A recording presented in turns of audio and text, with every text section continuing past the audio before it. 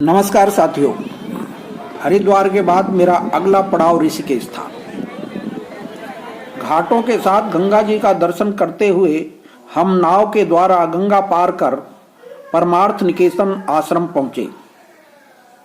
जंगल और पहाड़ों से सुशोभित प्रकृति की गोद में बसा यह शहर गंगा जी के अविरल प्रवाह से स्वतः ही देवभूमि होने का प्रमाण देता है।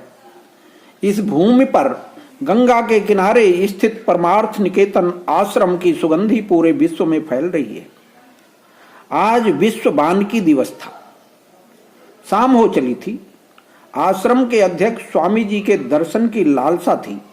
हमें वहां बताया गया कि हवन और गंगा जी की आरती के पश्चात ही हमें दर्शन हो पाएंगे। ठीक हुआ भी वैसा ही। गंगा के किनारे हवन चल रहा था। शिष्य मंडली ने व्यवस्था को चाक चौबंद कर रखा था। कुछ गणमान्य लोगों और आश्रम के वरिष्ठ संतों के साथ गंगा किनारे स्वामी जी का आगमन हुआ। फिर वातावरण और भी आध्यात्मिक हो गया। तत्पश्चात आरती हुई और साध्वी डॉक्टर भारती सरस्वती जी ने श्रद्धालुओं को संबोधित भी किया। इसके बाद विश्व वानिकी दिवस पर चर्चा के कार्यक्रम था, जिसमें इच्छुक लोगों को उपस्थित रहने का आह्वान भी किया।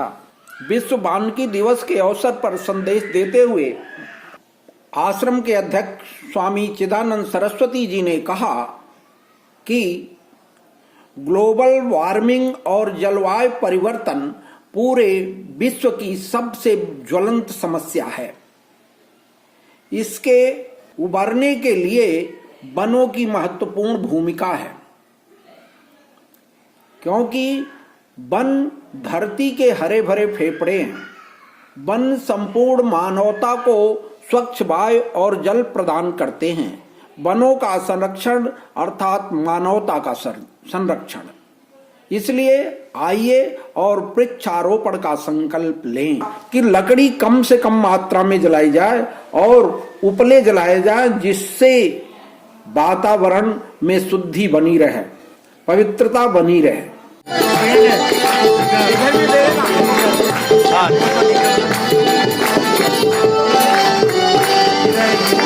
हे